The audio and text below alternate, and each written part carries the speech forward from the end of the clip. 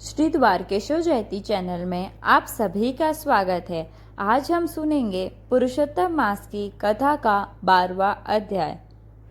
बोलो श्री गजानन जी महाराज की जय, सरस्वती मैया की जय, पुरुषोत्तम भगवान की जय।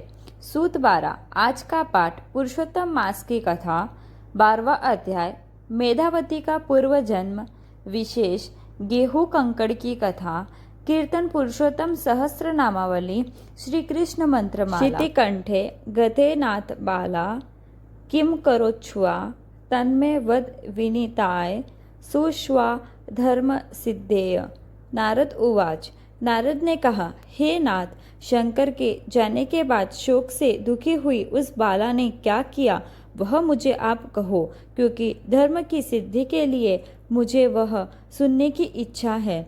सूत पुरानी बोले, हे मुनि श्रेष्ठों, भगवान शंकर के अंतर ध्यान होने के बाद मेधावती शोक से बहुत दुखी हो गई। उसकी आंखों में से आंसू बहने लगे। मेधावती का शरीर चिंता और शोक में क्षीण होता गया और थोड़े ही वक्त में उसकी मृत्यु हो गई। उसी वक्त पृथ्वी पर यज्ञसेन राजा ने महायज्ञ किया था। उस यज्ञ कुंड में यकायक एक कंचन वरण कुमारिका प्रकट हुई। यह कन्या द्रुपद राजा की पुत्री द्रौपदी के नाम से सर्वलोक में प्रसिद्ध हुई। जब द्रौपदी विवाह योग्य हुई तब द्रौपद राजा ने रचे स्वयंवर में पराक्रमी राजाओं को निस्तेज बनाकर अर्जुन ने मत्स्य वेद किया, किंतु माता कुंती के वचन का पालन करने के लिए वह 5 पांडवों की पत्नी बनी। बाद पांडवों और कौरवों ने जुआ खेला, उसमें युधिष्ठिर हार कर अपना राज्यपाट खो बैठे। आखिर में उस जुए में द्रौपदी को हार गए। दुशासन द्रौपदी के केश पकड़कर भरी सभा में घसीट कर लाया और उनके वस्त्र उतारने का प्रयत्न किया। इस सब दुख का कारण उसने पूर्व जन्म में पुरुषोत्तम मास का अनादर किया था, वह था। अब ऐसे फलदायी और पवित्र पुरुषोत्तम मास का सेवन ऋषि मुनि और देव भी करते हैं। काम्यक वन में रहते पांडवों को भगवान श्री कृष्ण कहते हैं, पांडवों, तुम यह पुरुषोत्तम मास का व्रत करो, उससे आपके सब दुखों का नाश होगा। तुम्हारे चले गए राजपाट और सुख वापस मिलेंगे। सबको धीरज बंधाकर भगवान श्री कृष्ण ने द्वारका जाने की तत्परता बताई। उस प्रसंग में भगवान कृष्ण को पांडवों ने प्रार्थना की, आप जगत के तारणहार और आधार हो, आप हमारे रक्षक हो, हम आपके शरण में आए हैं, हमें मार्गदर्शन दो। श्री कृष्ण ने पांडवों को मार्गदर्शन और आश्वासन दिया और बाद में खुद द्वारका जाने के लिए रवाना हो गए। भगवान श्री कृष्ण के आदेश का पालन करने को युधिष्ठिर ने अपने भाइयों से कहा। थोड़े वक्त के बाद पुरुषोत्तम मास आते ही सब भाई द्रौपदी सहित त्रियात्रा पर निकल गए। वे सब इस मास में स्नान, ध्यान, दान, व्रत और प्रभु स्मरण में बिताने लगे। इसीलिए पुरुषोत्तम भगवान उनके ऊपर प्रसन्न हुए। उनके वनवास का 14 साल खत्म होते ही उनका गया हुआ सुख वापस मिला।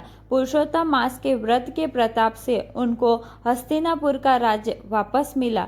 इति श्री बृहन्नारद पुराण के पुरुषोत्तम महात्म्य का मेधावती का पूर्व जन्म नामक 12वां अध्याय संपूर्ण। अब पुरुषोत्तम मास की पावन कथा पढ़ेंगे।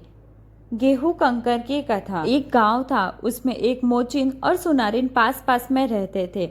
मोची और मोचिन पूरा दिन मजदूरी करे तो मुश्किल से खाना मिलता था, जबकि सुनारिन खाने पीने में सुखी थी। 2 पैसे की संपत्ति भी थी, परंतु उसका दिल बहुत छोटा था, वह दिखावा करने में मानती थी। मोचिन गरीब थी, परंतु उसका दिल उदार था। वह खुद भूखी रहती, परंतु उसके घर में कोई अतिथि वापस नहीं जाता था। इतने में पुरुषोत्तम मास आया। मोचिन ने पुरुषोत्तम मास का व्रत लिया। वह जल्दी सुबह नदी में स्नान करने जाती, काठा गोरमा का पूजन करती, कथा कहानी सुनती और ब्राह्मणों को यथाशक्ति दान देती। समय मिले तो देव दर्शन करने जाती। सुनारी ने भी व्रत लिया था।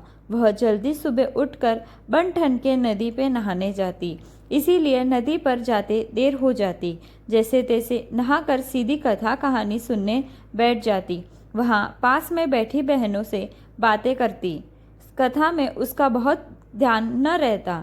बाद में घर आकर कामकाज में लग जाती। पुरुषोत्तम मास होने से मोहल्ले में कथा होती थी। मोहल्ले की सभी औरतें कथा में ब्राह्मणों को दक्षिणा देने के लिए कुछ न कुछ लेकर जाती।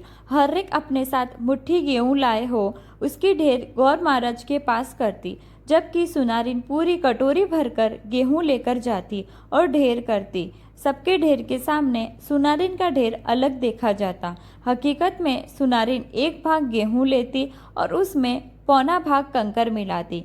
सुनारिन कथा सुनने में कम ध्यान देती, किंतु उसका लक्ष्य अपने ढेर पर रहता और मनोमन गर्व करती। पुरुषोत्तम मास खत्म होते ही मोचिन ने अपनी कोठी में से जितने गेहूं थे वह सब निकाल दिए। मुश्किल से 2 सेर जितने गेहूं कोठी में से निकले। उसके मन में हुआ कि यदि ज़्यादा गेहूं मिले तो ज़्यादा देती। दूसरी ओर सुनारिन ने पूरी कोठी भरकर गेहूं होने के बावजूद 1 सेर गेहूं निकालकर उसमें 4 सेर कंकड़ मिलाकर 5 सेर की थैली बनाकर कथा में गई। सबने शक्ति के अनुसार गौर महाराज के सामने ढेर करके रखे। मोचिन ने भी अपने गेहूं की ढेर सबके ढेर के पास कर दी। सुनारिन कथा में सबसे देर से आई और 5 सेर गेहूं का बड़ा ढेर किया। बाद में उसने कथा में ध्यान न देते खुद कितने सारे गेहूं लाई है उसी की ही आसपास बैठी हुई बहनों से चर्चा की। पुरुषोत्तम भगवान ने यह देखा। वे मन में हंसने लगे। उनको हुआ कि मुझे सुनारिन को पाठ पढ़ाना चाहिए। जैसा बोओगे वैसा ही पाओगे, यह बताना चाहिए।